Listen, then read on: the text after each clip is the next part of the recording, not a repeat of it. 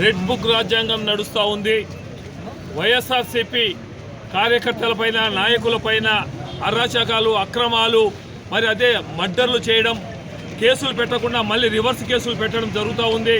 జగనన్న ఒక్కటే చెప్పాడు, అయ్యా ప్రజాప్రతినిధులు ఉండేది 5 సంవత్సరాలే, ప్రభుత్వ అధికారులు మీరు సర్వీస్ ఉన్నంత వరకు ఉంటారు, మీరు రిటైర్డ్ అయినా కూడా ఎక్కడున్నా కూడా పట్టుకొని వచ్చి మీకు అక్రమంగా కేసులు పెట్టే వారి మీద తప్పకుండా కేసులు పెట్టి వారికి తగిన గుణపాఠం చెప్తారని చెప్పేసి చెప్పడం జరుగుతూ ఉంది.